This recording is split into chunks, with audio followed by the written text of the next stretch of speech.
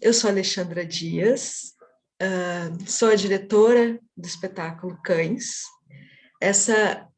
O dia de hoje, o dia de amanhã, então, são oficinas que a gente está promovendo em função de ter recebido esse financiamento, então é uma espécie de contrapartida que a gente está dando também. E nas oficinas eu vou abordar um pouco sobre a trajetória do espetáculo, seus processos, ideias, etc.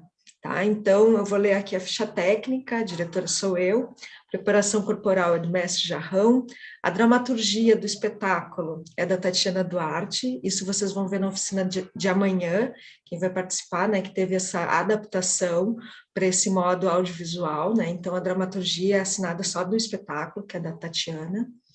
No elenco do espetáculo tem o Janiel Bittencourt, o Alexander Christopher Pereira Garcia, Alisson Lourenço, Manuel Lutieri, o Brandon Miranda, que está aqui, o Maurício Leal Pons, o Jarrão e o Ítalo Ribeiro. O figurino do espetáculo foi feito pelas Filhas de Molambo e o figurino do filme foi feito pela Pour l'Enfant Terrible, a Mercedes. O cenário do espetáculo é meu e do Chico Maximila, a luz que seria do espetáculo é da Karina Sen, a trilha sonora original do espetáculo e do filme é do Christian Benvenuti, as fotos da primeira fase, Felipe Campal, segunda fase, Camila Scopia. O cinegrafista é o Takeo Ito, o design gráfico e mídias sociais é assinado pelo Tupax Pindorama-gráfico. A produção do Chico Maximila e o financiamento, então, é do Procultura, Prefeitura de Pelotas. Vamos proceder da seguinte forma, somos poucos aqui, então eu acho que eu gostaria de ouvir um pouco vocês, por que estão aqui, o que se interessam e tal, eu já conheço um pouco cada um, né? Então, a gente pode brevemente fazer essa rodada, assim, do que interessou ali a partir do que leu das oficinas, né, da pequena súmula que eu enviei, ou então qualquer outra coisa. Pode ser? Quer começar, Thaís? Vai lá. Oi, boa noite, pessoal. Deixa eu ir para algum lugar que tem uma trilha sonora. O quê? Sim, daqui um pouco. É assim, gente? Essa é a vida da mãe. Então, eu sou a Thaís, eu sou mãe da Anitta, que está querendo mamar depois de comer 1 quilo de massa e 2 bananas. Coitada da criança, essa porra. E eu sou professora agora da URGS, dei aula muitos anos na UFPEL. Trabalhei com os cursos de teatro e de dança. Fui coordenadora do PIBID de teatro, fui coordenadora institucional do PIBID durante alguns anos, demasiados anos, mas foi uma baita experiência. Eu tô aqui, Xanda é minha parceira, minha comadre, minha amiga, e eu tô aqui porque eu tenho trabalhado e pesquisado já há muito tempo a relação das crianças com as artes da cena e as artes da cena com as crianças. E uma das coisas que eu estou começando a trabalhar e a pensar é essa relação das crianças com essa mimese animal e a relação do movimento infantil na primeira infância, e pensando em criança pequena mesmo, vinculado a esse outro e a essa alteridade, que é a alteridade animal, né? Que provavelmente seja a primeira relação de alteridade da criança para além de se sujeito outro, que é a mãe, ou enfim, as outras pessoas da casa, é essa relação com o bicho, né? E tanto o bicho real como o bicho que se conhece pela imagem, né? Que é o outro corpo, é a outra forma, é o outro movimento, é outra energia, é o outro tamanho, é uma alteridade que dá início a esse processo da criança de se compreender como sujeito a partir do outro, e sempre vinculado à questão de um corpo-voz, né? Então, eu estou aqui para ouvir também como é que foi esse processo, conhecer, porque eu acho que pode me ajudar bastante a traçar relações, né, sobre essas questões que eu estou pensando das crianças, da trilha sonora. Vamos falar disso sim, Thaís. Ótimo. Excelente, vamos falar disso sim. Matheus, fala aí. Agora tá me escutando direitinho ou tá muito baixo? Tá, eu vou botar bem aqui. Bom, como eu vim parar na oficina dos cães? Na verdade, eu conheci a Xanda numa outra oficina que era das Beats, né? Então, que também é o cão, mas na forma feminina. Então, eu caí de paraquedas nessa oficina e eu acabei amando. E o processo dos cães, depois que eu fiz o dos beats, eu fiquei procurando no Instagram, aí tinha várias fotos, várias filmagens, e era tudo muito interessante. E eu conheci algumas pessoas que faziam parte também, e aí eu fiquei sempre procurando, eu via tudo daquele cenário muito lindo, e cada um demonstrando uma outra forma como bicho, então, nossa, era incrível, assim, chega até me arrepiar, assim. Então, por isso que eu tô aqui, mas para ver essa continuação dos dois lados, assim, tanto das beat quanto dos cães. Então é isso. Massa, massa, Matheus. Que legal isso, né? Agora poder acessar o outro jeito de ver a mesma coisa. Brandon,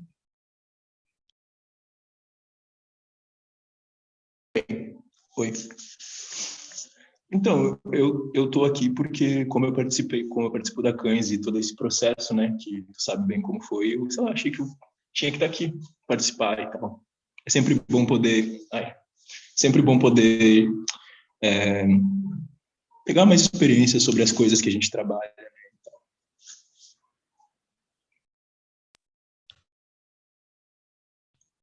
isso. Caio, Boa noite, gente. Então, eu me atravessa muito aquilo que a Thaís falou. Eu comecei a dar aula de teatro à distância, sem ser pelo PIBID, particular, em 2021. E no primeiro semestre, enfim, os alunos proporam uma coisa que eu achei muito interessante, que foi justamente a construção do personagem através de um animal. Então, eles experimentaram corpos de animais da forma mais literal possível e depois foram trazendo aquilo para uma linguagem mais cotidiana, né? Como seria como uma pessoa se comporta, como que um leão se comportaria se ele fosse uma pessoa e tal. E esse foi um dos motivos que me chamou a atenção. E o outro motivo que eu acho que é o principal, é que eu gosto muito de performance, eu gosto muito do processo de descobrir o corpo e o que a gente pode fazer com ele. E às vezes eu sinto um pouco falta disso no teatro, assim. Então eu acabei percebendo que talvez um dos meios de eu acessar isso de forma mais fácil seria através da dança. E me propus agora, a partir desse próximo semestre, é, a pegar mais coisas da dança. Eu gosto muito também de teatro ritual, eu acho que tem tudo a ver com essa proposta de lembrar dessa animalização do nosso corpo e tal. Enfim. E aí me chama muita atenção por isso, assim, principalmente quando vocês falam ali em qual lugar do corpo que algum som reverbera. Isso que é uma coisa que eu tento prestar muita atenção, que eu gosto muito de trabalhar essa coisa do som com o corpo também. Então é algo que eu acho muito interessante. massa. Natália, quer falar? Natália não ligou a câmera, talvez tenha caído. Não, Sou uma fala aí, pessoa muito Natália. vergonhosa. E aí, família, boa tarde.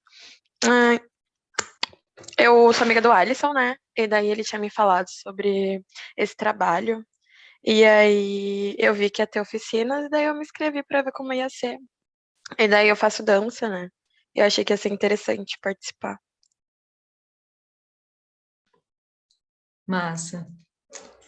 Bem-vinda. Maurício, Qual? Oi, tá me ouvindo? Alô? estamos ouvindo, Alô? pode falar, Maurício. Então. Cheguei agora, gente. desculpa o atrasinho, mas acontece. E o que é para falar, Xanda? Desculpa, tô meio... Só dizer, que os guris que dançam, né? O Maurício também é dançarino do trabalho, então tá aqui também para estar junto, né? Então eles estão falando um pouquinho de cada um, por que veio fazer oficina. Ah, legal. Legal.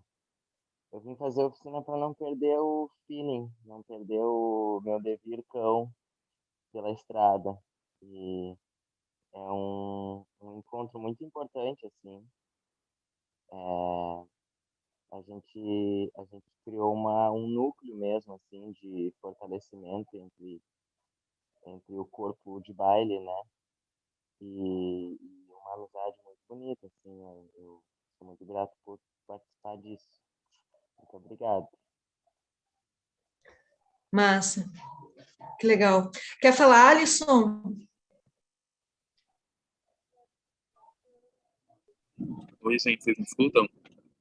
Sim.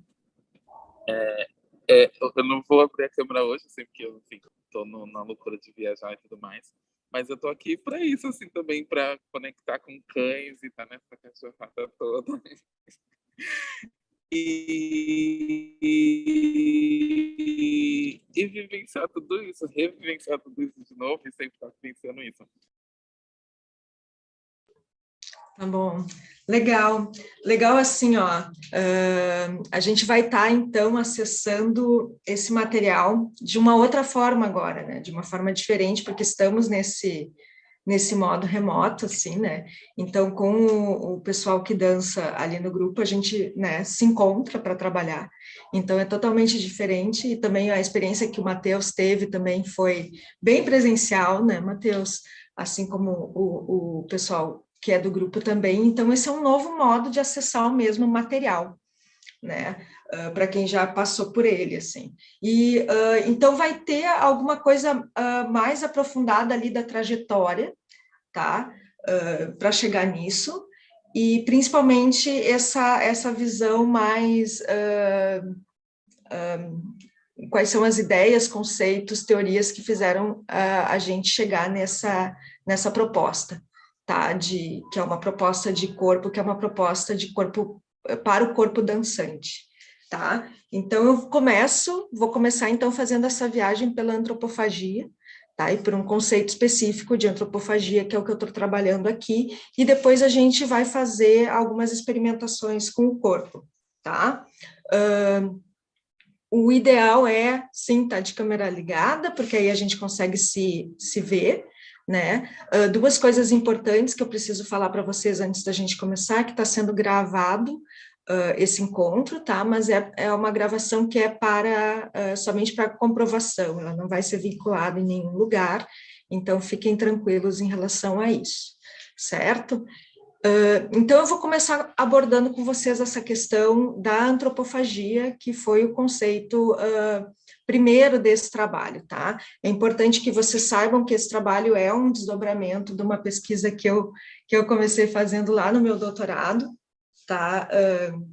Né? E que resultou nesse solo que chama BEAT, que foi algo que eu trabalhei comigo, e depois o que acontece? Eu faço essa mesma experimentação nos corpos desses homens, também é uma forma de transmitir aquilo que eu estudei, que eu pesquisei no meu próprio corpo, né, e ver como essas propostas de dança acontecem no corpo do outro, né, e aí nesse caso teve essa vontade, esse interesse de ver como isso se manifestava no corpo do homem, né, porque acabei investigando as questões de gênero, né, o trabalho chama Bitch, porque é a cadela, é esse xingamento mesmo, então, como esse corpo cadela se comporta em a partir de diferentes perspectivas, tá? Vamos fazer assim, já que somos poucos, a qualquer momento, vocês podem dizer, olha, isso aqui, aquilo ali, fala mais sobre isso, fala mais sobre aquilo, isso eu não entendi direito, volta ali e tal, tá? Então, fiquem à vontade em relação a isso. Deixa eu só trazer aqui botar aqui, peraí. Eu vou, então, mostrar a antropofagia. Eu vou trazer a antropofagia para vocês a partir de 4 imagens, tá?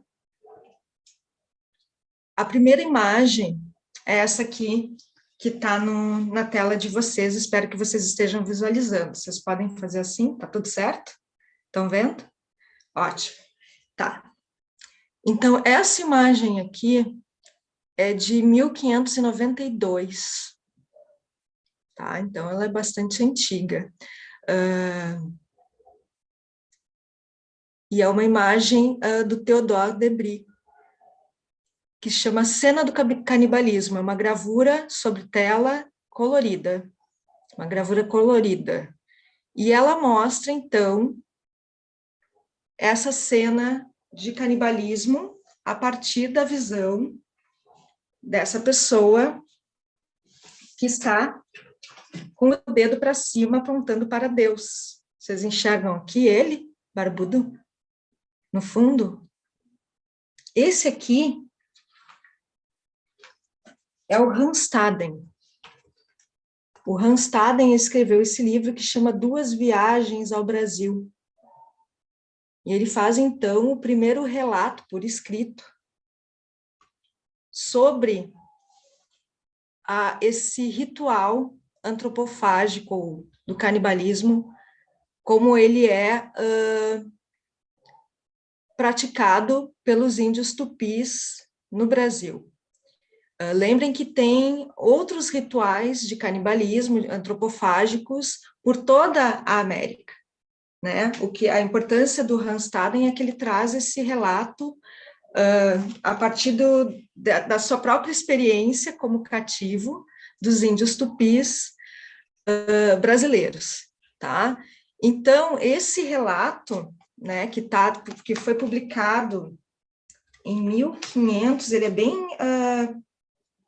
bem da época também, 1524, a primeira impressão desse relato, 1524, depois um outro em 1576.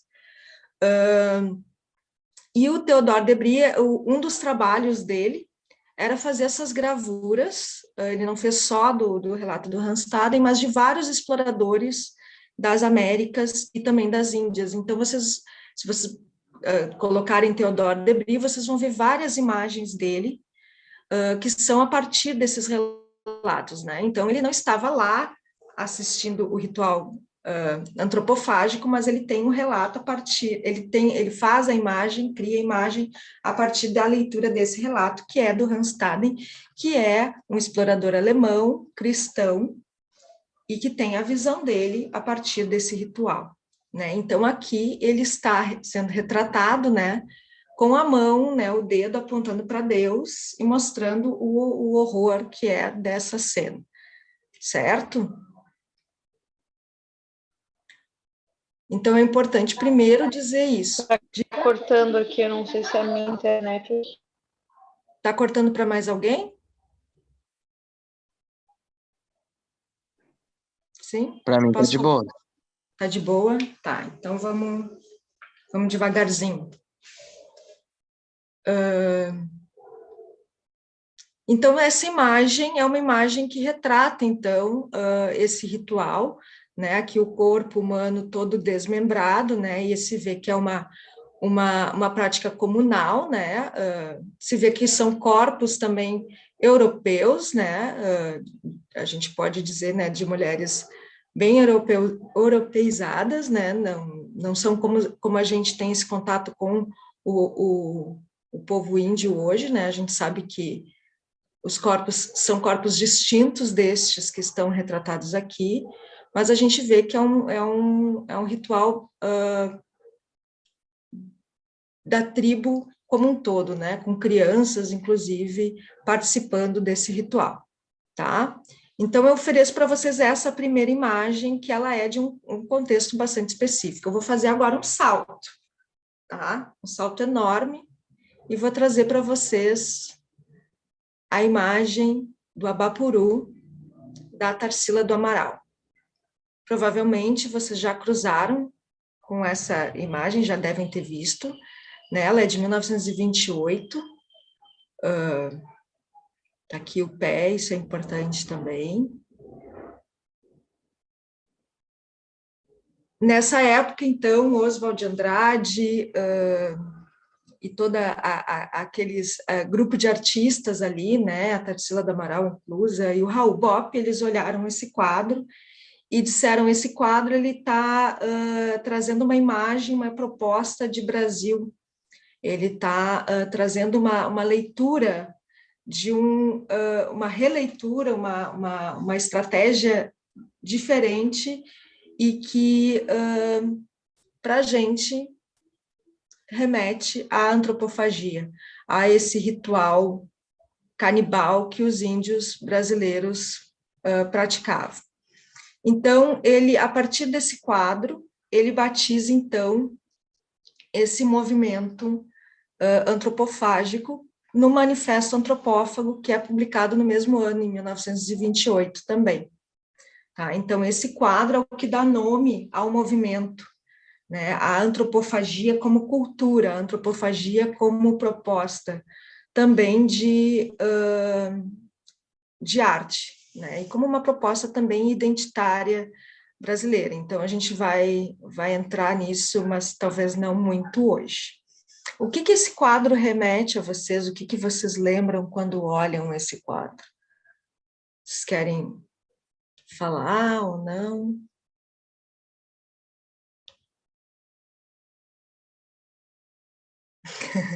Silêncio. Eu não consigo ter uma visão muito, assim, tipo, sei lá, subjetiva do quadro, porque como é um quadro muito conhecido e que a gente viu muito, quando eu era criança, por exemplo, na escola, sei lá, era sempre esse quadro que os professores de artes passavam. Então me lembra a tarefa de arte, sabe? Tipo, ter que pintar o quadro, ou ter que fazer uma releitura desse quadro. Eu só consigo pensar nessas tarefas, assim, que sempre tinha. Muito bom. É verdade, né? Isso não acontece por nada, né? Tem uma grande importância esse quadro, então, né, para a arte brasileira, que é exatamente essa virada modernista ali do Oswald de Andrade, Mário de Andrade, Raul Bopp, Tarsila do Amaral, etc., que é, então, qual é a principal ideia e proposta deles, né? Como que a gente faz uma arte genuinamente brasileira, uma arte que não se submeta a Portugal, ou que não esteja submetida à questão europeia, né? Então, eles têm essa pergunta, né? E o que eles pensam ali, né? Então, essa arte brasileira, e aí por isso chamada de antropofagia, ela é uma arte, então, que vai mastigar a influência europeia e vomitá-la de volta, trazendo algo totalmente novo, né? Então, existe essa...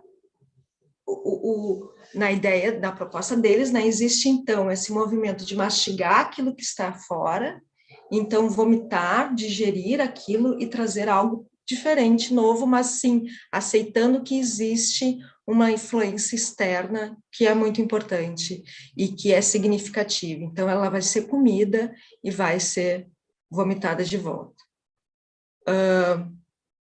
Dentro do... Vamos voltar ali para a primeira imagem, tá?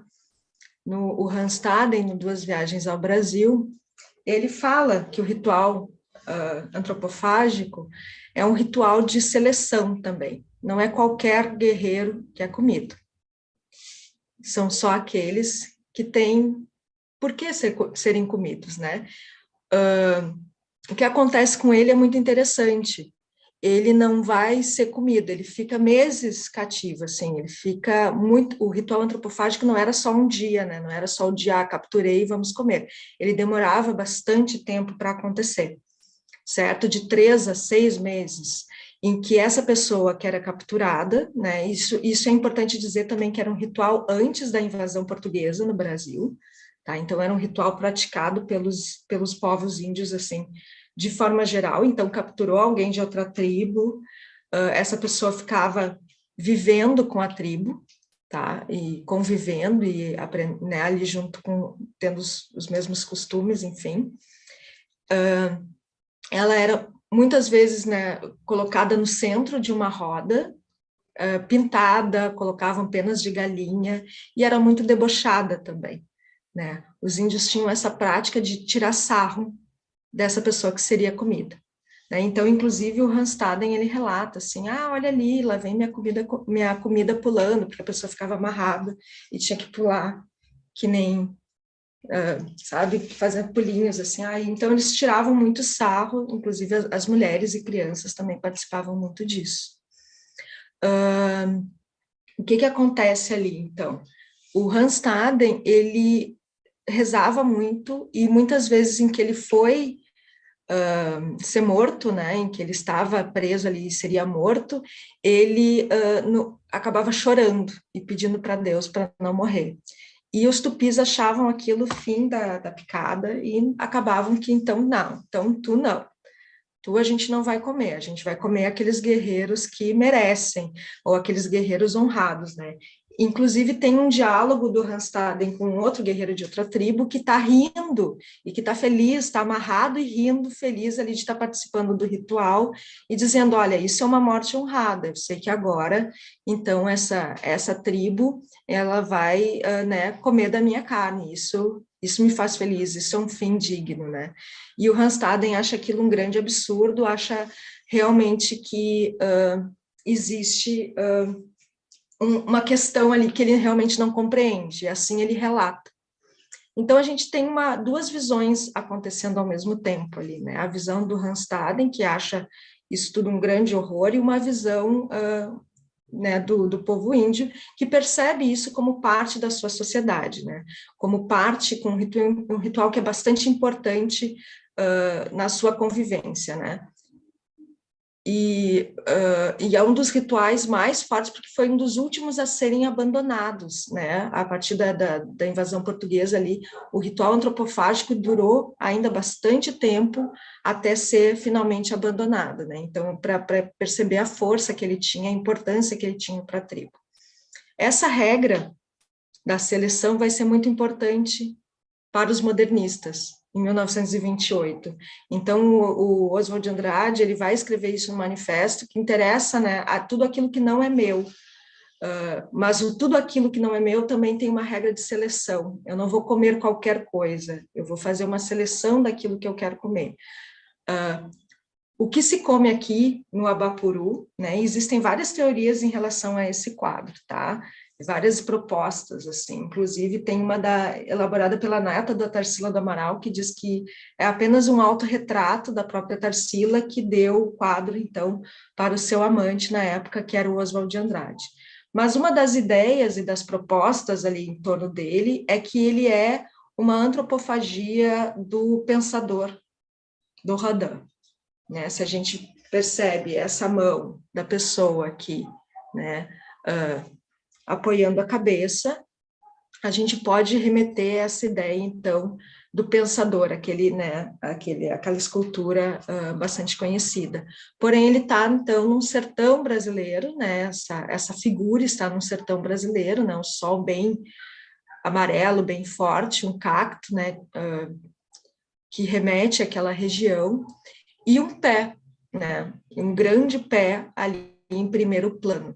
Certo? Então, a proposta aqui é que esse pé, e aí eu vou trazer um outro livro que é muito interessante, que é esse aqui, Antropofagia Hoje, Oswald de Andrade em Cena, que é um livro bem mais recente. Ele vai falar, então, exatamente dessa inversão, né? Não é a cabeça que é o mais importante, mas é o pé que é o mais importante, que está na primeira... né, bem à frente da imagem. Então, que existe essa inversão, né, de que o saber, ele não necessariamente está localizado na cabeça, mas sim, aqui se faz essa inversão e que o saber está no pé.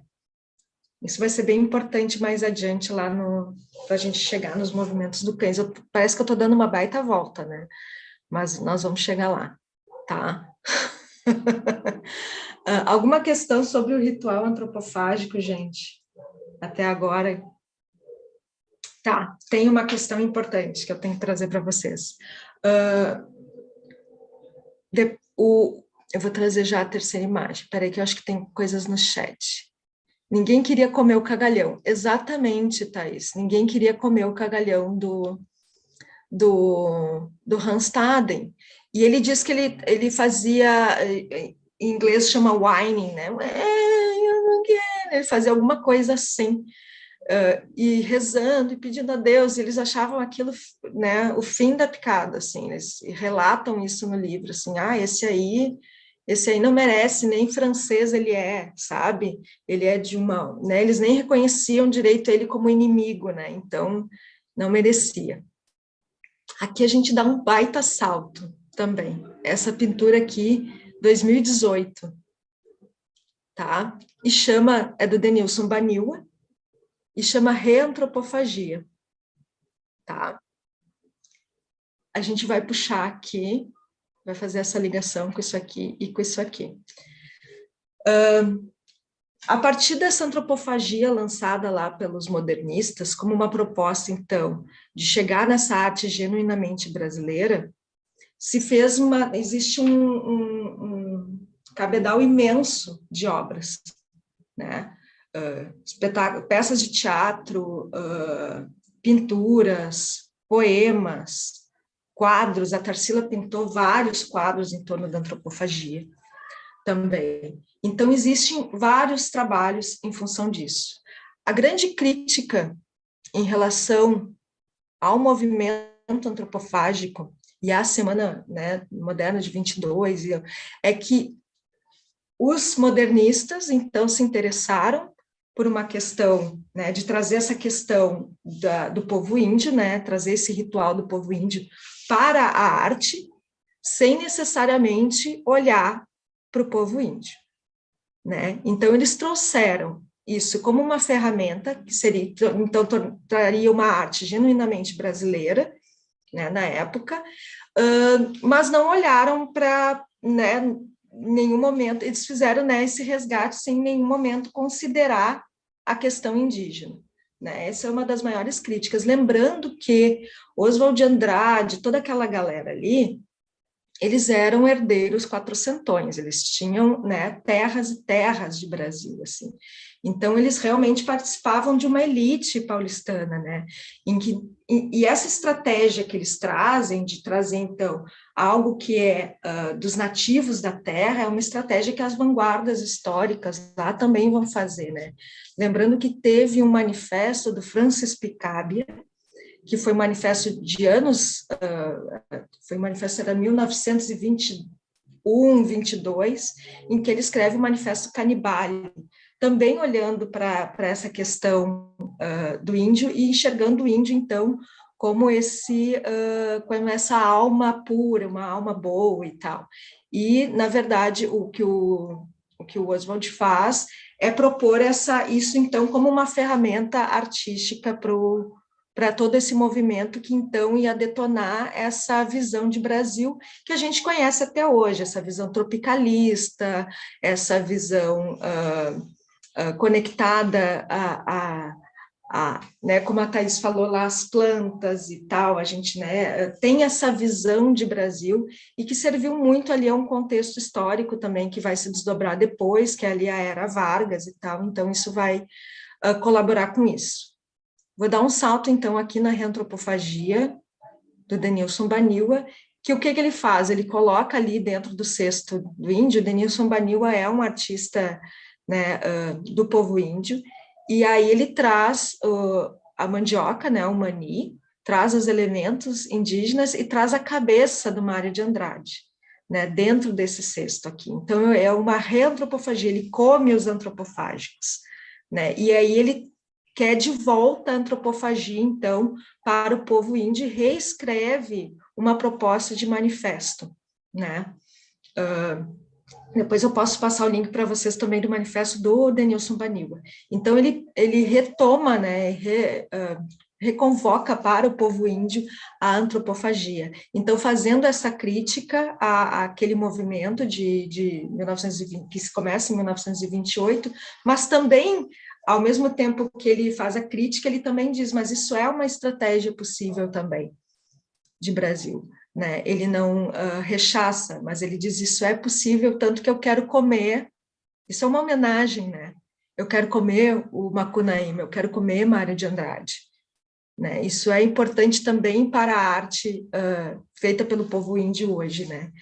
Então, ele retoma isso nos próprios termos, né, do povo índio, que vai ser muito interessante. Por que eu trago isso para vocês?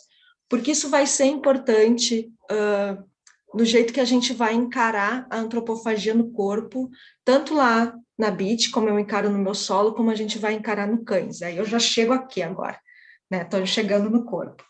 Por que isso? Vai existir, então, essa proposta que tem aqui de inversão do corpo, né? De inversão dessa hierarquia do corpo, né? Onde existe uma separação, talvez, corpo e mente, né? A mente como sendo a racionalidade, o restante do corpo como sendo algo irracional ou passional, né? Mas vai haver essa inversão que vai, então, valorizar e experimentar outras partes do corpo, tá? Estou falando um monte, né? E aí, gente, eu vou acessar, a gente vai acessar e aí a gente chega na questão vamos chegar na questão do animal. A gente vai chegar no Eduardo Viveiros de Castro.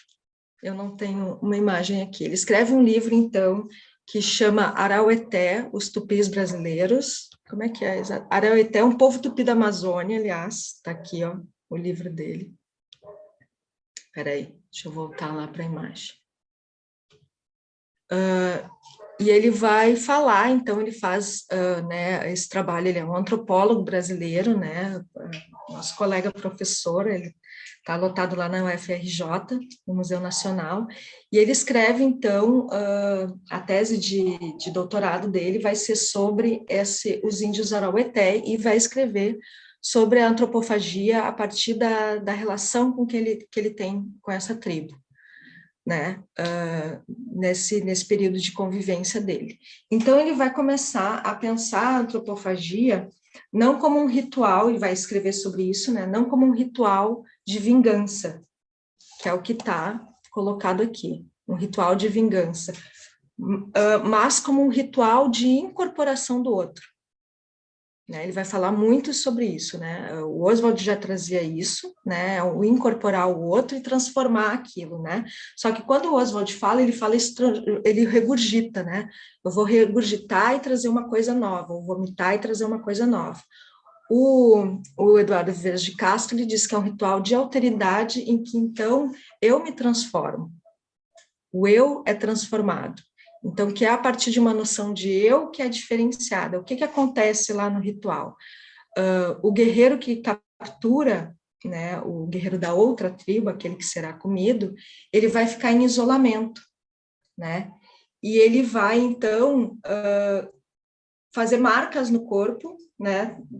Digamos que ele tenha capturado e comido 10 guerreiros, ele tem marcas no corpo de quantos guerreiros ele já comeu. E ele muda o nome também.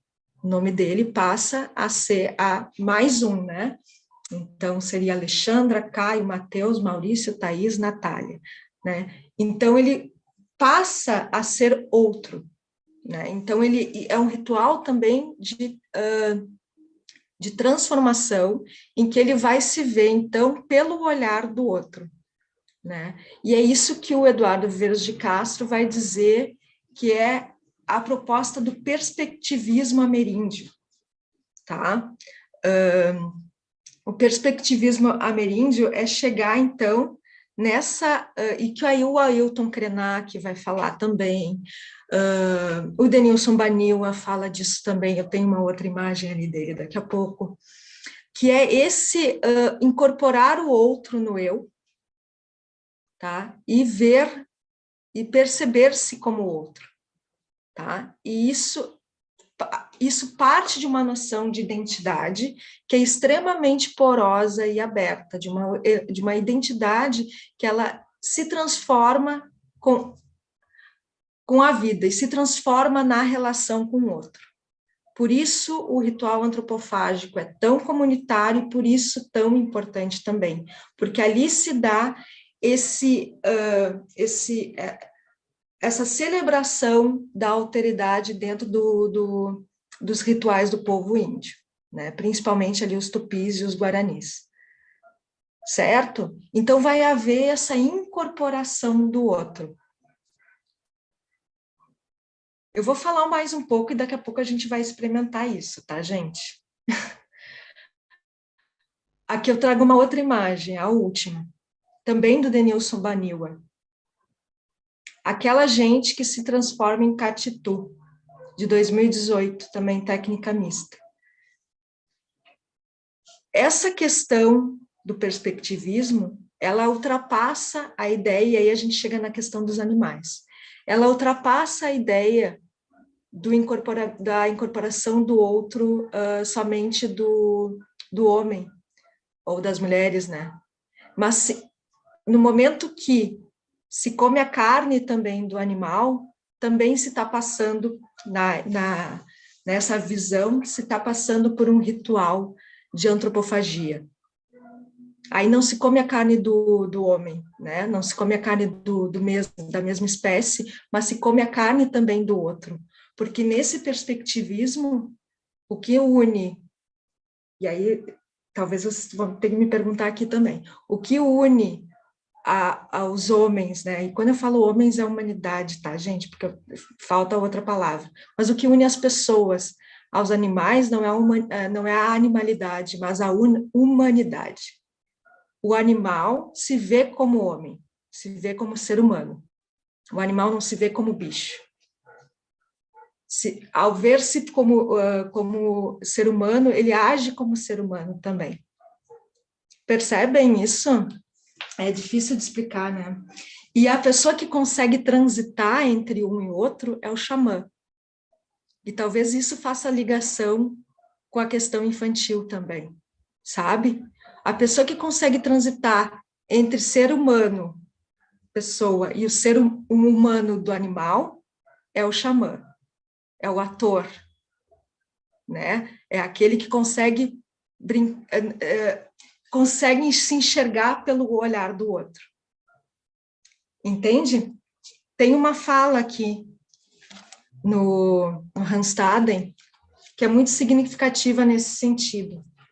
Ele está conversando com o Cunhambebe, que é o pajé, né? O chefe da tribo, dos Tupinambás.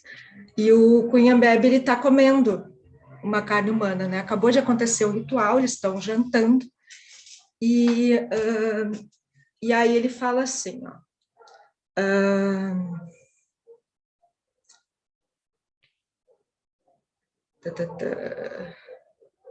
fui até a cabana de Cunhambebe, o chefe mais importante, e perguntei-lhe o que pretendia fazer com os mamelucos. Ele disse que seriam comidos e proibiu-me de conversar com eles, pois estava muito zangado com eles. Eles deviam ter ficado em casa e não guerrear contra ele e seus inimigos. Quando lhe pedi que os deixasse viver e os devolvesse aos amigos em troca de um resgate, apenas repetiu que seriam comidos. Nesse entretempo, Cunhambebe tinha diante de si um grande cesto cheio de carne humana. Comia de uma perna, segurou-a à frente à minha boca e perguntou se eu também queria comer. Respondi, um animal irracional não come outro igual a si, e um homem deveria comer um outro homem? Então ele mordeu a perna e disse, Jawara se, sou uma onça, é gostoso. A partir dessa fala, o Eduardo Viveiros de Castro, então, vai escrever muito sobre ela, para fundamentar essa ideia de perspectivismo, né? Quando eu como a carne de outro homem, eu deixo de ser homem e passo, então, a ser uma onça. A onça, quando ela caça o homem, né, quando ela come um homem, ela se vê como humano, ela não se vê como onça, ela não se vê como animal. Então, ela faz esse ritual também de incorporação do homem, né? Então, o ritual antropofágico é quase como se eles assumissem, então, esse papel da onça. Eu sou onça, então eu vou comer Eles não consideram a onça como um animal irracional, não existe essa distinção entre racionalidade e irracionalidade. Eu, no olho da onça, eu sou ser humano. Se eu olho pelos olhos da onça, eu sou um ser humano. Me acompanham até aqui, gente? Querem perguntar alguma coisa? Tá cheio de coisa no chat ali, eu não consegui olhar. Falem. Deixa eu ver. A Thaís falou que os europeus, né, fediam, europeu tudo podre. O Jader fazia uma bacia crítica, uma baita crítica ao Mário, sim. O Jader, como é que é o nome? A Isbel, que faleceu agora há pouco, né, gente? Ele tinha uma coisa muito interessante, né? Ele era uma Macunaíma. Isso é uma coisa que ele se dizia descendente do Macunaíma, mas ele também se dizia o próprio Macunaíma, né? A partir dessa visão também, né? No momento que eu como Macunaíma, eu vejo pelos olhos de Macunaíma também, então eu sou Macunaíma. Não é interessantíssimo? Então, assim, inclusive, tem obras que ele assina como às vezes ele falava Macunaíma, né? Ele assina como Macunaíma, ele não assina como Jader Asbel. Então, isso é muito interessante também de como ele usa isso, né, essa cosmovisão indígena, como uma forma de estratégia também para os trabalhos dele, né. Isso, ele fala exatamente disso, que o Mário se apropria, então. O que o Mário de Andrade faz? Qual é a antropofagia do Mário de Andrade? Ele vai pegar várias lendas brasileiras e ele vai misturar tudo para criar as obras dele. Né? Então, ele faz essa apropriação, né? Que é uma das grandes críticas ali, como eu falei para vocês antes em relação ao pessoal da Semana de 22, né? Eles fazem essa apropriação sem olhar para a questão índia, né? Então, isso é importantíssimo. Gente, perguntas?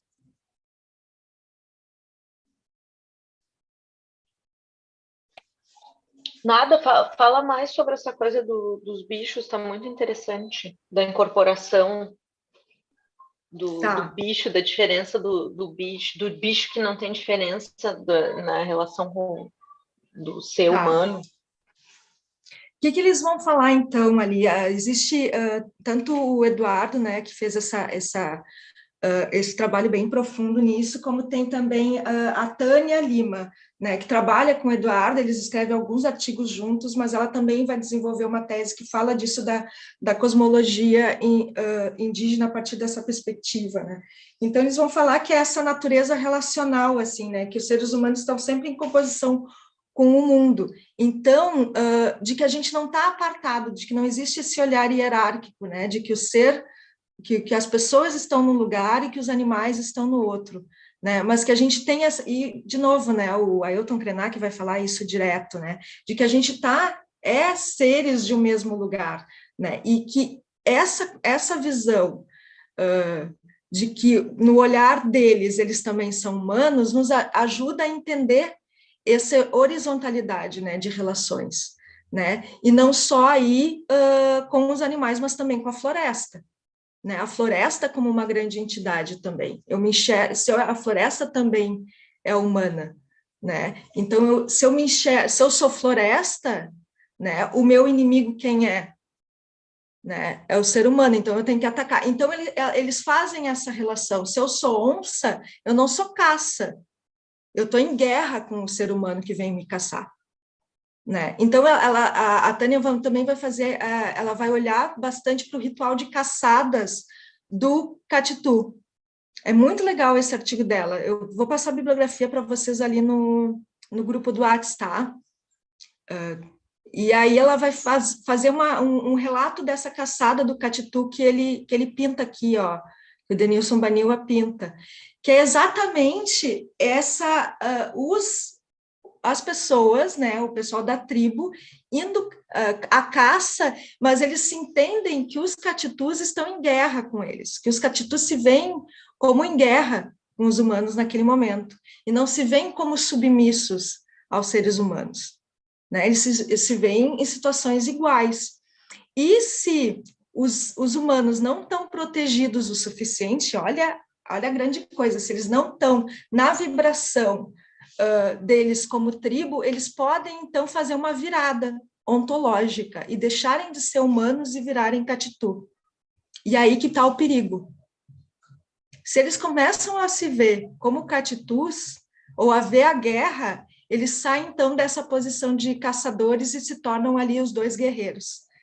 Entende? Então, eles fazem um esforço para não se enxergarem pelo olhar do catitu, para conseguir, então, caçar o bicho. Então, é um ritual que tem um monte de gritaria, diz que eles gritam, que ficam, e se pintam, então vamos lá, não sei o que, nós temos que caçar, e o grupo ajuda eles, então, a manter a perspectiva pessoa, a perspectiva humano, né? O grupo que vai, então, fazer com que a situação, né, xamânica não chegue para que eles consigam, então, caçar o catitu, para que eles consigam, então, entender eles como pessoas e o catitu como animal, para eles não fazerem essa passagem desse modo xamânico, né?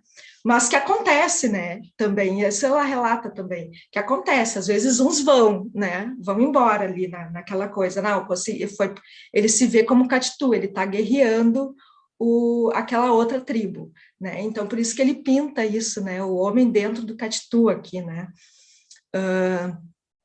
e aí tem essa ideia também do resgate do outro, né, como é que tu passa isso. Tem um outro livro que chama Nós, que é um livro de lendas indígenas, escrito é uma coletânea com vários autores indígenas, que eles falam muito disso, assim, de que é algo que não é tão difícil, entende? Não é fácil a gente ir para o outro lado, né? Que é esse jogo infantil, né? É muito fácil, daqui a pouco tu se vê pelo olhar do outro, e tu entra na perspectiva, então, humana dentro do animal. É muito legal, né? E é isso, assim, é uma ideia de que... aqui, deixa eu trazer exatamente aqui como ela fala. Aqui. Não é pensar que os animais... não é o humano achar que o animal é humano, mas que para si os animais são humanos. Entendem a diferença? Não é ver o animal como homem, mas os animais é que se veem como seres humanos. E essa é essa virada ontológica que o Eduardo Viveiras de Castro vai falar, e que aí um artista chamado André Vallias vai chamar de virada onsológica, muito baseado nessa fala do Cunhambebe, né, de que eu sou onça, então eu vou comer a perna do outro, porque agora eu sou onça, né? Nesse momento, então, eu vejo pelo olhar da onça, e eu não sou um animal racional comendo um outro animal, eu sou a onça comendo a perna do homem. É claro para vocês isso, gente? É muito interessante, né? Dá um nó na cabeça, assim. Dá um nó na cabeça. O que mais, gente? Também tem essa questão, então, o que eles vão chamar dessa copresença, né, de humanos, né, pessoas, bichos, floresta, eles vão chamar isso de um multinaturalismo, né, aí em contraposição à ideia de multiculturalismo. Então eles vão falar muito disso, assim, que o ameríndio, né, essas tribos ameríndias se veem como multinaturais, né, onde diferentes seres se comunicam e se reconhecem como reciprocamente humanos. Então, existe essa recíproca, e existe esse relacionar-se que é totalmente diferente. Tá. Passa por estar falando em relação à bibliografia, né, Thaís? Isso. Tá. Então, assim, eu acho que é interessantíssimo, assim, tô louca para ler depois, Thaís, como é que tu vai desdobrar isso em relação à criança, né? Ou como a criança se vê como bicho, assim. Mas na verdade, eu vou ter que ler essas coisas do perspectivismo, porque eu andei lendo agora, nos últimos tempos, o Manifesto das Espécies Companheiras da Donna Haraway. Uhum. E ela vai um pouco nesse sentido, assim, também, né? Porque ela tá falando da relação dela com o cachorro e com um cachorro treinado desses de competição. É uma coisa esquisitíssima pra gente. Sim. Sim, é esquisitíssima. Ela é uma treinadora de um tipo específico de cachorro de competição, de cachorro pastor de competição. Essas coisas dessas pessoas esquisitas. E ao mesmo tempo é muito convergente com a coisa do perspectivismo, porque é isso, assim, quando ela fala do Manifesto das Espécies Companheiras, ela vai falar que não tem, se o cachorro, ele tem que te enxergar como um companheiro naquele jogo, né, naquela coisa da competição, e não como um líder, né, não como um... Ela vai usar um termo, um conceito específico, assim, dessa relação, que é parecido, mas ao mesmo tempo é uma relação utilitarista, assim, né? Sim. Vou ter que ler a coisa do perspectivismo para pensar junto com isso. Sim. Eles têm essa questão do xamã que vai interessar para a gente aqui, né? Que é situar-se, então, no campo de ação de um xamã, né? E que aí é onde eu me localizo como artista da dança, que é tentar brincar, então, nessa posição, nessa ação de xamã. Como que eu tento, com o meu corpo dançante, chegar nesse lugar, entende? E é isso que é o trabalho, basicamente, tá, gente? Esse que é o trabalho vai ser o trabalho da Bit, que vai ser o trabalho do Cães. A gente se situar nesse espaço, nesse espaço e nessa ação de xamã, para deixar esse animal começar a aparecer, tá? Como é que começo isso? E aí a gente vai começar a dar uma brincada agora com o corpo, tá? Começo isso a partir, pensando a antropofagia localizada no corpo, tá? E aqui é importante isso, assim, é considerar a antropofagia, de novo, vou trazer isso, como estratégia artística, tá? Como estratégia para o corpo dançante, como possibilidade de exploração de dança, como possibilidade de exploração de movimento. E isso que fez eu chegar no animal, não foi antes, entende, gente? Isso é importante de dizer. Todas essas leituras, tudo isso que eu fui acessando, foi depois de chegar nessa corporeidade. Aí eu disse, olha aqui, ele está falando disso aqui. E eu não, entende? Eu estava chegando nisso por outros caminhos, assim. Que é quase concomitante, porque essa proposta cíclica da prática como pesquisa, onde a prática alimenta a teoria alimenta a prática, tá? Mas é isso, assim, uma coisa que vai levando a outra, tá? Eu começo pela boca. Como é que começa a antropofagia? A gente começa pela boca. Então, eu vou propor para vocês da gente fazer um primeiro experimento de só soltar o maxilar. E aí eu vou tentar acalmar essa minha vontade de estar falando, tá?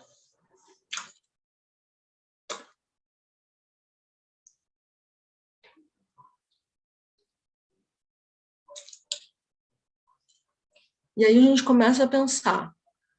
E vão fazendo, enquanto eu estou falando, vocês vão brincando. A gente começa a pensar que boca, e isso é uma coisa que a gente sabe, boca é para comer, boca é para falar, boca é para chupar, boca é para cuspir, para vomitar, para lamber, para sorrir, para beijar. E aí pensar isso como exploração também.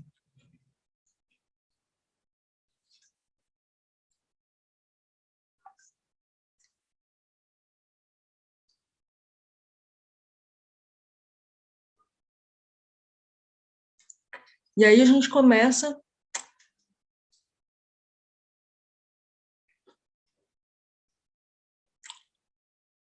a pensar em movimento mesmo.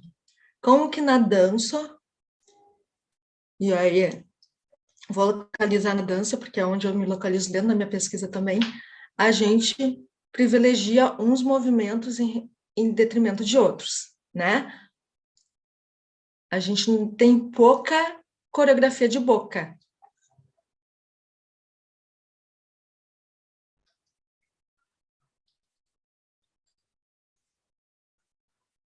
E pouca experimentação com a boca.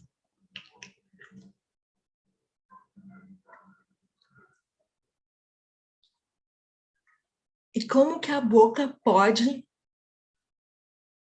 ser um portal de conexão também com o outro? No momento que eu como o outro, né, antropofagizo o outro, eu engulo também, incorporo o outro, né, em mim. Porque, e aí a gente começa a pensar na boca que não está só aqui, mas todo o trato digestivo. Eu como, eu engulo, isso passa, chega até o meu estômago, e isso vai sair na minha urina e vai sair no meu ânus. Então, existe uma relação daqui com aqui. Né? Existe uma relação desse espaço com esse espaço. Tá? Isso só da gente pensar a rota da comida. Tá? E como que isso pode reverberar em alguma movimentação. Tá? O que acontece? No trabalho de dança, isso aqui geralmente está escondido. Eu estou com uma roupa meio escura, não sei se vai dar para ver. Mas isso está entre as minhas pernas. Se a gente pensa dança mais, né, tradicional, balé, enfim, isso está escondido totalmente, né? Não está para jogo. O quadril geralmente está parado e não se movimenta. O que tem movimento vai ser boca, vai ser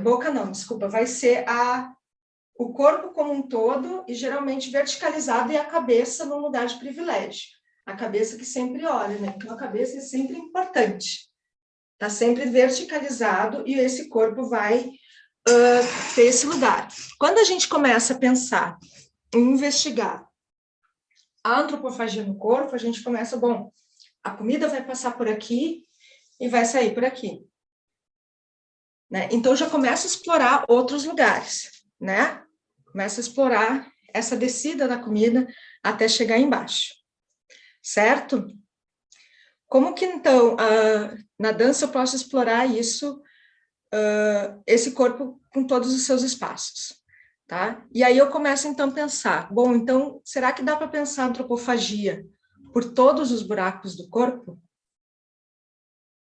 Será que a gente pode pensar que a antropofagia não necessariamente precisa acontecer somente na boca, mas ela pode acontecer por todos os buracos? Quem vai falar disso muito bem é o J. Mombassa.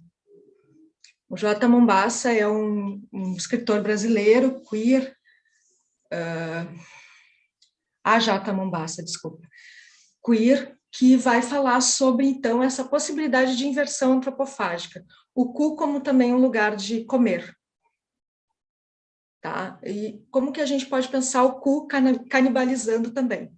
Isso é importante trazer também do lado do manifesto, que o Oswald de Andrade vai falar da eterna transformação do tabu em totem. Né? Então, o cu como esse grande tabu da sociedade, que tem que estar sempre escondido, né? Ou que não pode se manifestar, né? Ou se manifesta, ele está trazendo diversos estigmas, né? Mas como que a gente pode, então, trazer o cu como um espaço, então, de protagonista, tá? Foi isso que a gente vai experimentar agora. Então, a gente vai pensar, eu tenho essa exploração com a boca e eu vou fazer essa conexão boca e cauda, boca e cu, boca e ânus, tá?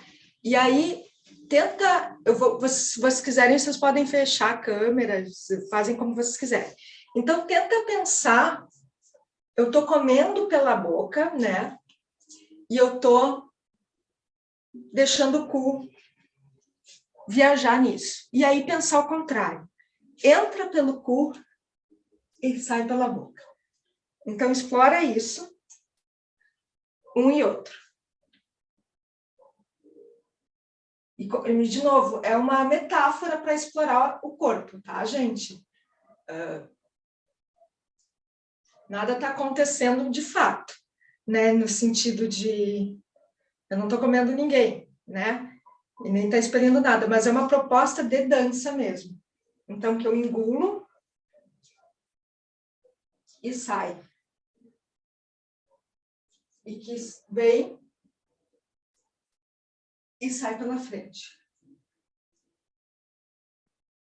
Tenta explorar isso um pouco no espaço.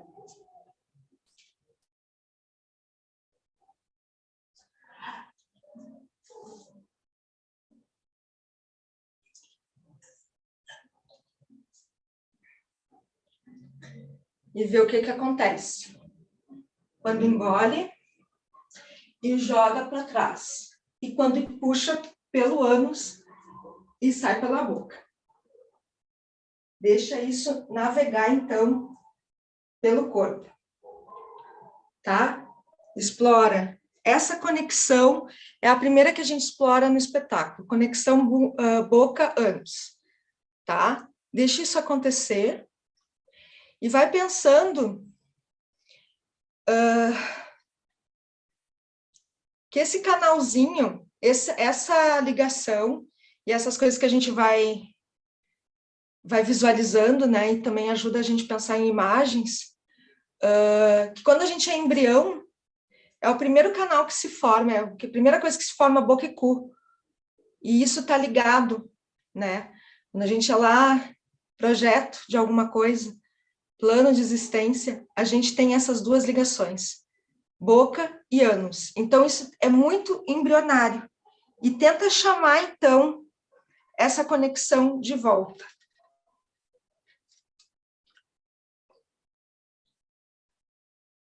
E deixa isso tomar o corpo de vocês. Essa exploração. E aí começa a aparecer esses movimentos curvos, né? Que tem mais lombar. Que deixa a lombar aparecer. Isso.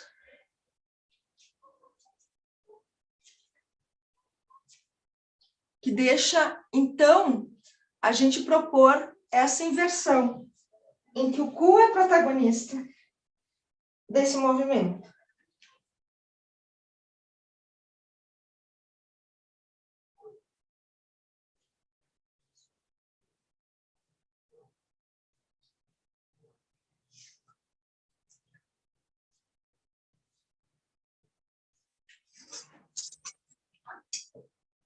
Mas... E aí começa a explorar outras posições também. Sair um pouco da verticalidade e deixa a mão tocar o chão e vai vendo o que acontece. Isso.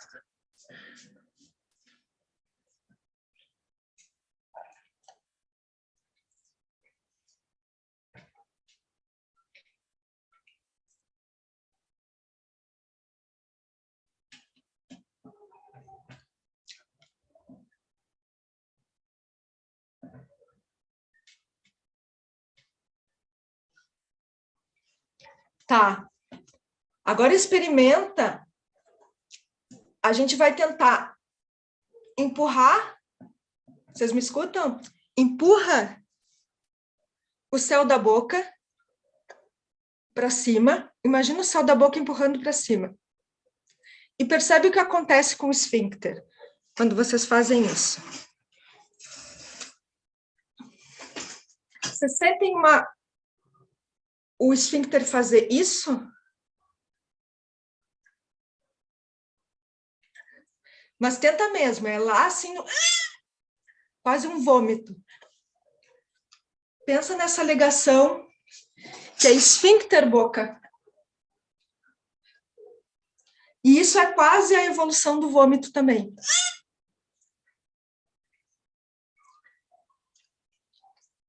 E o contrário também. Empurra o esfíncter para baixo. Imagina o esfíncter fazendo... E vê o que acontece com a boca. percebem essas, dá para fazer inclusive sentada, quem não está com a câmera ligada, e dá essa evolução.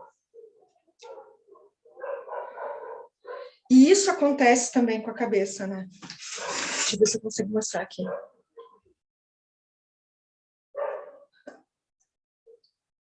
E quando a gente põe som, e aquelas oficinas intensivas, né? Quando a gente põe som, ó.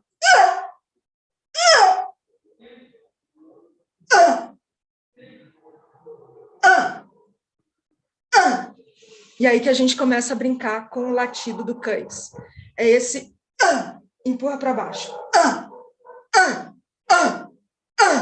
Esse palato que sobe e deixa o som sair agora. Explora o som no fazer esse movimento. Usa as mãos para apoiar no chão. Isso. E deixa vir o... Vê que som que sai desse empurrar a boca, o palato, e empurrar o esfíncter para baixo.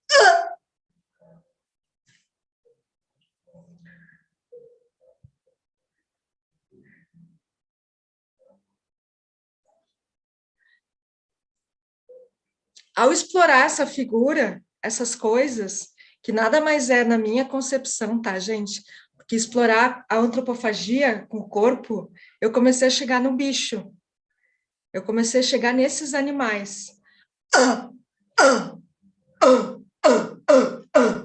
E explorar esse latido que vem não da imitação de um latido de cachorro, mas vem desse corpo que se ativa nessa boca e cu, mais horizontalmente, que é a proposta, que é o cão, né? O cão, ele é horizonte, ele é assim. Ele não é que nem a gente, não é bípede, né?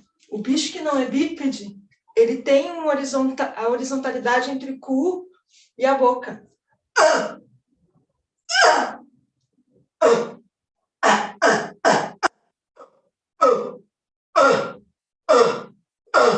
E aí vai começar a aparecer esses animais dentro do trabalho de dança. E aí que começa a aparecer a cadela. E aí que começa a aparecer os cachorros. E aí os guris já estão fazendo lá. E aí começa a aparecer esse cão. Por essa conexão boca-cu. Cu-boca. Deixar o som sair. Dessa vontade de comer, de expelir, de conectar esses espaços.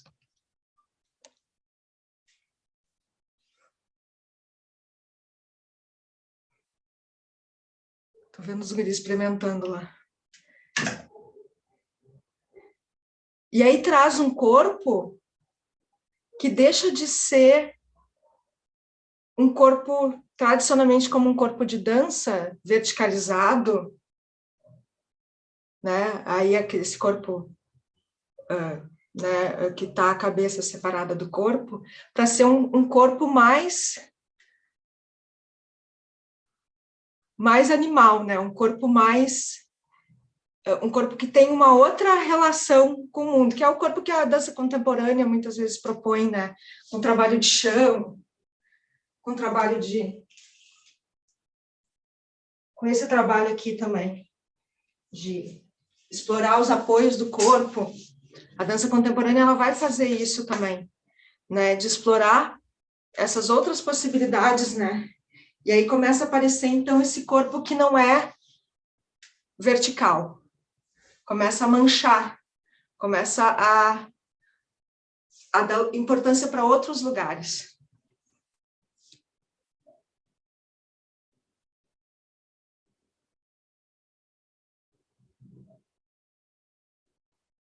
Tá? Vai recolhendo, escolhendo algumas coisas. Mateus e Caio vão recolhendo, escolhe algumas coisas, alguns sons que vocês estão trabalhando. Vê de onde surgem esses sons.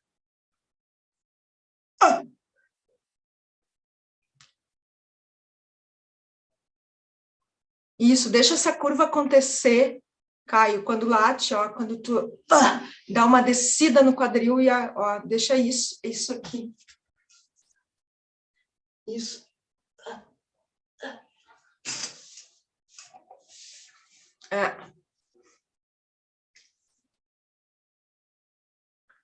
Massa. Tá. Vão recolhendo. Vamos ver o que tem aí. Tá.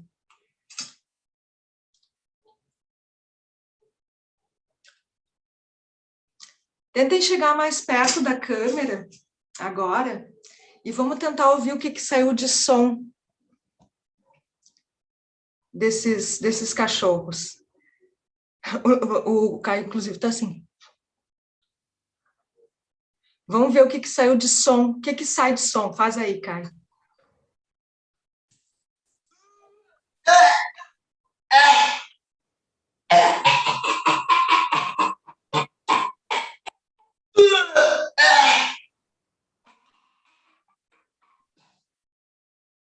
Massa. Deixa eu ver, Matheus.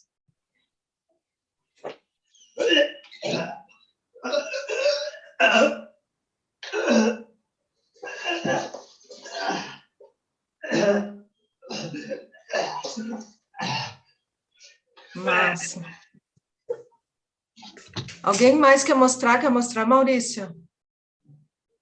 Não sei se tu tá na lida aí. Bom, Tô aqui. faz aí.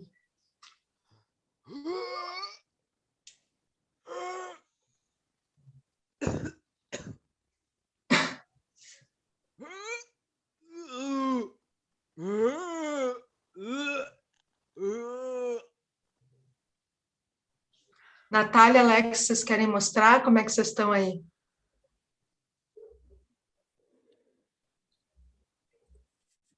Deixa eu ver, Natália.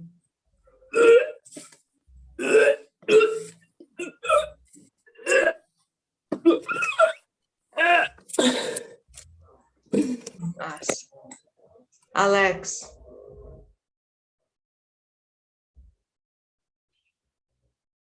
Acho que ele não tá.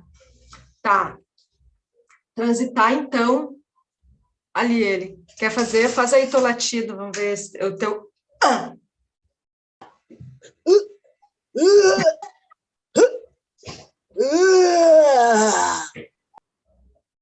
E quando a gente brinca, assim, de ser mais obsessivo com o som, ele começa a virar um ritmo, assim. Tentem explorar isso, assim, deixar ele mais obsessivo, assim.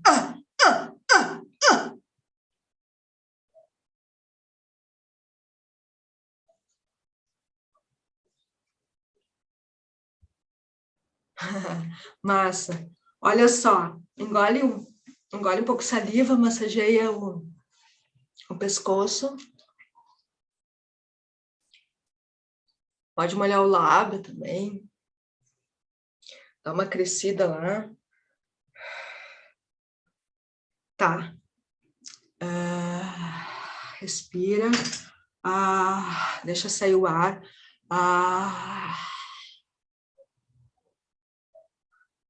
Deixa o olho agora também ser buraco, e não ser só coisa para olhar, mas deixa o olho abrir.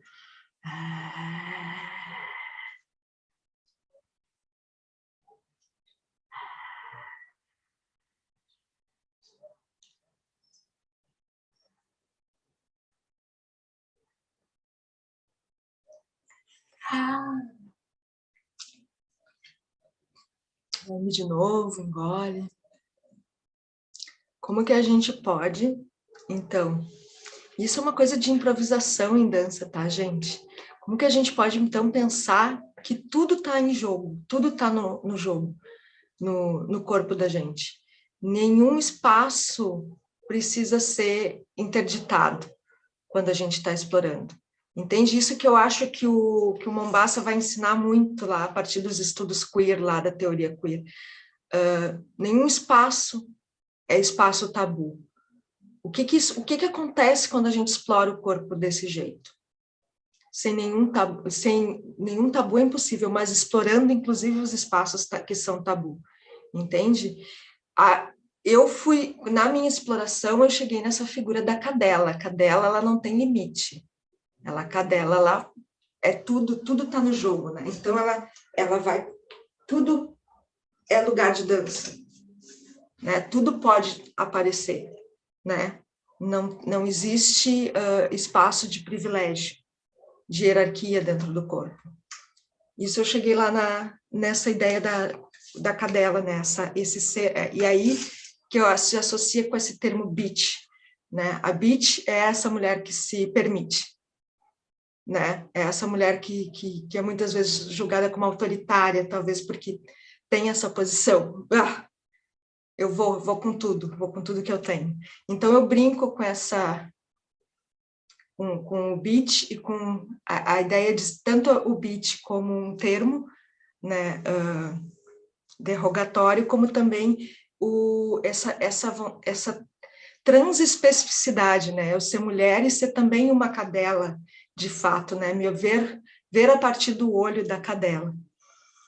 Bom, experimentei isso em mim, depois experimentei isso com os guris, né, e foi um processo muito bacana, gente, assim, e isso eu vou compartilhar com vocês, assim, para encerrar, e aí amanhã a gente vai falar mais disso, tá? E aí depois vou perguntar para vocês, enfim. Tá, experimentar isso com corpos masculinos foi totalmente diferente de experimentar comigo. Obviamente, o cu é um tabu para as mulheres, mas o cu também é um tabu diferente para os homens, né? Tudo que está relacionado ao ânus está relacionado diretamente com uma questão de orientação sexual, né? Exploração com o ânus para o homem quer dizer uma coisa muito específica, né? Quer dizer que, enfim, ele é gay, ele é homossexual, né? Então, esse tabu é diferente, muito diferente para o corpo feminino. Né? O cu também é quem explora o cu na mulher, a mulher é vagabunda, né? Mas não tem nenhuma associação com orientação sexual, mas sim com exploração e com libertação dos corpos, né? Para o homem é diferente. E poder ter explorado isso, e de novo, gente, a gente explora como no corpo dançante, assim, né? Isso é importante dizer. Mas explorar isso como dança também revelou coisas para esses corpos masculinos também, que foi bem importante, né? E aí os guris poderiam falar um pouco disso, talvez Maurício e Alex, falar um pouco desse processo, assim, de explorar esse espaço como possibilidade e de como isso começa a despertar outras visões de masculinidade também, que foi o objetivo geral, assim, do espetáculo, né? Como que a gente pode pensar a masculinidade, uma masculinidade que sim explora o cu como possibilidade de dança, entende? Então o cão, ele opera como um meio para a gente chegar nessa exploração, sabe? Ele quase que é uma ponte para a gente brincar disso, né? Porque existem várias formas de chegar no mesmo lugar. Eu também poderia brincar, vamos brincar que a gente é um cachorro abanando o rabo, né? Os guris trabalhavam esses corpos, né? Eu brinco que estou abanando o rabinho. E isso é uma exploração também desses lugares, né? Uma exploração que as crianças fazem bastante também, né? Que está no mundo infantil, vou brincar de cachorro. Então, eu associo essa... e eu brinco com esses espaços do meu corpo que socialmente talvez não sejam tão aceitos, né? Então, no espetáculo, todo o processo foi brincar disso, né? Claro que teve o processo de composição e tal, não sei o quê, mas grande parte, né, acho que a grande vibe ali que o Maurício fala do espetáculo é exatamente essa, que acabou criando essa matilha, né? Esse estar junto em grupo como homens que se divertem com corpos assim, entende? E que não é fácil, gente, não pensa que é assim, que é igual para todo mundo, que todo mundo, super... Não, são processos diferentes para cada um, porque são homens com trajetórias muito distintas também, né? Mas é isso, assim, é como que a gente pode pensar, e eu acho que é isso que eu gostaria que ficasse da oficina, assim, como, tanto na criação de um personagem de teatro, como na criação em dança, como que a gente pode pensar tanto um personagem quanto uma proposta de movimento acessando esses lugares, entende? Não trazendo só, porque, por exemplo, eu sempre aprendi teatro, assim, a gente começa pela caminhada, né, ou por tal gesto, mas tipo assim, uma Madame Satã da vida, como é que a gente pode abordar uma movimentação de um personagem tão significativo e limítrofe como esse, assim. Né? Como é que eu posso chegar nessa corporeidade de vísceras? Bom, vísceras é uma coisa importante, como é que eu engajo vísceras no trabalho, no meu trabalho corporal? E isso muito concretamente, sabe? Tá, é metáfora? Sim, é metáfora, mas essa metáfora é operante no corpo, né? Isso é muito importante. Perguntas, gente. Xanda, tá me ouvindo, Xanda? Sim. Na verdade, eu queria só... É uma curiosidade, tá? Que eu não lembro agora. Eu que fiz o beat e os cães, tipo, agora, eu fico pensando, tu falou que tu reproduziu no teu corpo e depois tu quis passar pros guris, como cães, né? Mas quem veio primeiro? O projeto já veio como cães e o Beats foi só uma extensão, ou foi o contrário? Ou os dois andam juntos? Deixa eu pensar, peraí. Primeiro veio o solo, né? Primeiro veio essa coisa de estar pesquisando em mim, tá? Que foi relacionado ao doutorado. Mas enquanto eu estava fazendo, eu lembro de pensar muitas vezes assim, sabe? Mas como é que seria isso num grupo? Sabe? Como é que seria isso com um monte de gente? E eu acho que também tem uma imagem que para mim é bem importante que me moveu muito a fazer esse trabalho, com homens particularmente, que não tem nada a ver com cães, aparentemente, que é uma imagem que o meu irmão tinha questões de drogadição e tal. E aí uma vez eu fui até lá visitar ele, e aí eles fizeram uma apresentação para gente.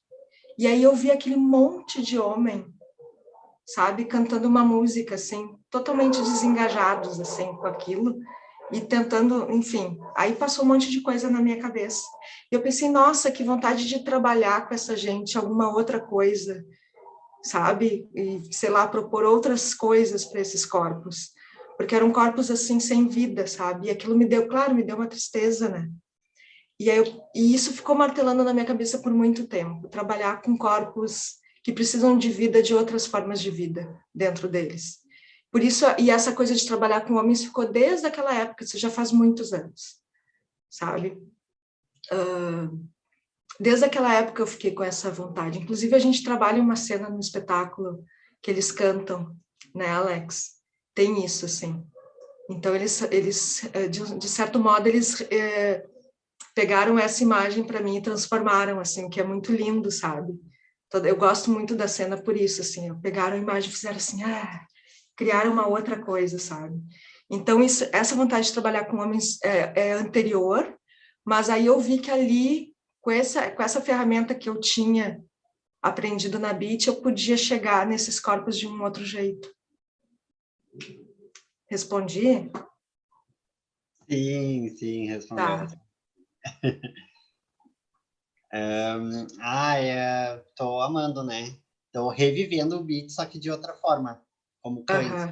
E é que nem tu falou, tipo, de grupo, de balançar o rabo, que no beat teve, e foi no presencial, e era, nossa, a gente teve realmente a prática mesmo, né? Não assim, telas. Então a gente corria, a gente buscava até o Alex estava junto também. Então, legal. E teve uma coisa quando vocês estavam, que só eram vocês de homens, né? E aquela mulherada em torno deles, assim, sabe? Uma hora eles ficaram meio acuados, assim. E isso acontecia comigo direto no Cães, o contrário, assim, sabe? Era aquele monte de... E eu, meu Deus, eu fiquei, assim, principalmente na audição, que era um monte de gente, que foi a primeira vez que isso aconteceu também. Eu levei um susto, assim, sabe? Meu Deus, o que é isso, sabe? Uma baita, aparece uma baita potência, assim. Mas demais, incrível mesmo. Quer falar, Alex? Vocês conseguem me ouvir? Tá. Realmente, para mim, a experiência também foi bem distinta, assim, do workshop de beat tanto para audição, né? Acho que na audição a gente estava foi bem o que tu falou pra gente uma vez, né, Xandra? Naquele momento, realmente quem estava dentro ali, quem estava sentindo o que estava acontecendo, conseguiu ver toda aquela energia assim, no esférico que tu sentiu com a quantidade de gente, né?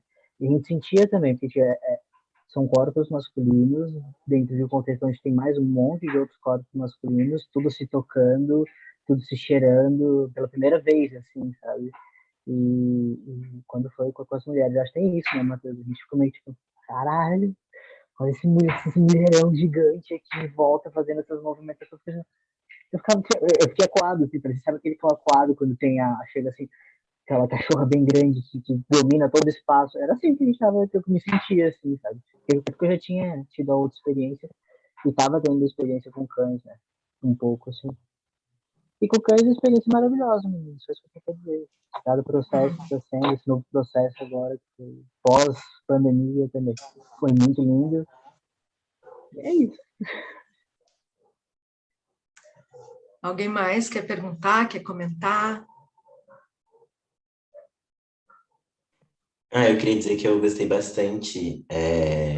Queria muito que a gente tivesse, assim, mais tempo, né? E o presencial também, como sempre.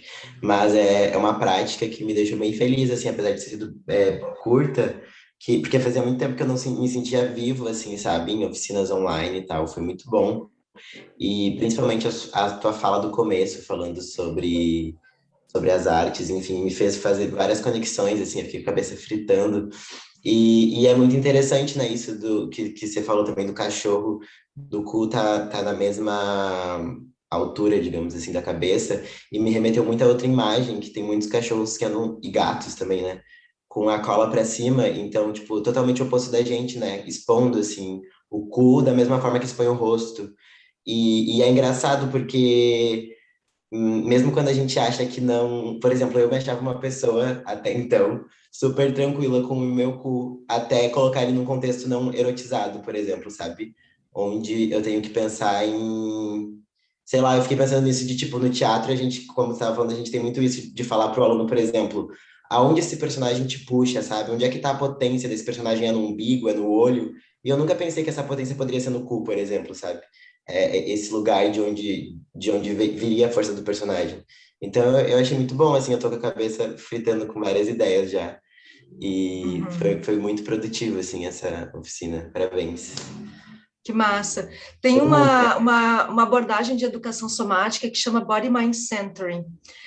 Eles trabalham a partir dos órgãos internos, assim, como essa possibilidade de mover, entende? Que geralmente, né, na dança a gente trabalha pelos ossos, né, pela metáfora do osso, né, imagina, né, ou então pelo nome, né, o braço elevando, né, ou, enfim, ou pelo músculo, o bíceps, o tríceps, né, então eles trabalham pelo o estômago, onde vai estar o estômago, onde vai estar o abdômen, mas eles não falam do cu, isso é que eu acho muito interessante, eles fazem conexões dentro, né, mas ela fala pouco do ânus, assim, então, claro, né, também revela muita coisa, mas isso é interessante, assim, pensar em diferentes abordagens, né, e que tudo é metáfora, inclusive o esqueleto é metáfora, né, a metáfora a anatomia é uma metáfora, né, então eu posso escolher qualquer coisa como metáfora para impulsionar a criação, né, qualquer espaço do corpo, né, como eu quiser chamar. Então, por isso eu falo esfíncter, às vezes, para pensar o por dentro, né, e aí a gente sabe mais ou menos onde localiza, né. Eu não falo, tipo, isco se abrindo, entende? Poderia ser essa metáfora, mas não, é essa que vai ser diferente dessa, vai reverberar em coisas diferentes. Então, é isso, assim, de achar esses lugares, sabe? E uma coisa que é importante, como eu falei para vocês, né, essa da pesquisa em arte, né, que é a coisa cíclica, um jeito de achar isso é experimentando, né, não tem outro jeito, assim, não tem, sentei na cadeira, pensei, experimenta e vai vendo, vai sendo fiel a esses espaços que vão aparecendo, entende? Alguém mais, gente, quer falar? Eu sei que eu falei demais pra caramba, falei pra caramba. Assim, ó, pergunta para vocês, eu não sei se vocês estão inscritos na oficina amanhã, Mas amanhã eu fiquei de falar da questão do vídeo e tal, o que a gente fez, mas a gente poderia continuar na ideia do movimento, depende muito do que vocês acham mais interessante, assim. Então, não sei o que vocês acham. Porque o que eu pensei, tá? Olha só. A ideia é fazer uma trilogia, tá? Existe a Beach, existe o Cães, e vai existir um terceiro trabalho que chama Animal Noturno, que é para a gente falar um pouco desse bicho enclausurado, que é o que a gente está meio que vivendo aqui, nesses espaços que a gente está vivendo nos últimos 2 anos, né? Nessa coisa de clausura e tal, e como que esse animal de jaula, como que a gente vai brincar disso, assim, na dança. E aí, talvez a gente pudesse já partir para isso, para esse animal noturno, que é uma experimentação que eu também não conheço ainda, mas que parte desses mesmos princípios, assim. Talvez a gente pudesse explorar essa movimentação amanhã. Podemos falar só um pouquinho sobre o filme e depois brincar de corpo. Ou podemos falar mais do filme. O que a gente fez para adaptar, ver algumas imagens. O que vocês preferem?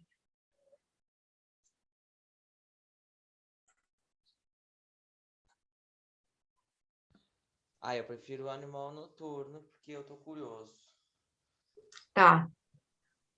E o filme a gente pode falar, mas é uma outra coisa, né, Xanda? Já é uma outra linguagem, né? Uma transição igual, mas... Sim. Tô louco pra ver. Eu também. O que vocês acham, gente? Quando é que sai? Tem data de estreia? Lançamento? Pois é. Semana que vem a gente vai se reunir, Maurício, eu e a Camila, para falar sobre. Tá. O que vocês acham, guris?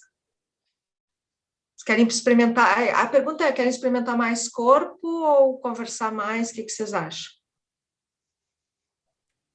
Não falei nada que amanhã eu não vou poder. Mas Tá. eu ia achar muito massa experimentar esse da jaula. Fiquei curioso também. Mas enfim. Eu queria muito experimentar mais o corpo, assim. Achei muito massa. Então a gente... Fala, Matheus. Mais corpo? Então tá, então vamos mais corpo amanhã. Vamos explorar umas coisas mais de corpo. Fala, Natália. Eu queria falar sobre a experiência de hoje. Fiquei morrendo de vergonha de ligar minha câmera e desliguei. Mas de quando falou de mexer o cu, daí eu achei que ia ser uma coisa muito mais de boa na frente das pessoas, porque eu tô sempre dançando funk, daí sempre ouvi falas da minha mãe falando, tipo, tu vai mexer o cu. E daí, quando fala realmente que vai mexer o cu e não de tu vai dançar com a bunda ou tu vai dançar funk, daí dá uma trava, assim, diferente. Que não é muito mais direto do que indireto. Real. Porque cu e bunda são coisas diferentes. Parece a mesma coisa, mas não é, né? É muito doido. É a mesma coisa que o Caio estava falando ali, né? O cu como espaço sexualizado é uma coisa e o cu como espaço de exploração em arte é outra. Né? E isso a gente só se dá conta quando experimenta, né, Natália? Sim.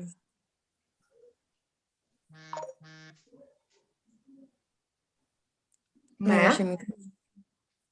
Tá, e outra coisa importante, ó, no Animal Noturno vai ser homem, mulher, todo mundo junto, viu? Então a gente vai estar... Tudo que eu quero é que a gente abra para o presencial em seguida para a gente começar a ensaiar e fazer esse novo trabalho. Né? E apresentar os cães também, várias e várias vezes, que a gente não estreou ainda, né? E começar um outro processo, porque eu acho que tem as duas coisas, assim, a gente, né, a princípio, a gente, claro, vai ter que retomar o Cães ali para entender ele de novo como espetáculo, mas é importante a gente estar vivendo o mesmo processo de outras formas, entende? Até para renovar ele, né? Tá, gente? Muito obrigada, então, por hoje. Assinem ali a lista depois de presença, eu vou deixar lá no grupo ali e vou botar a bibliografia para vocês também.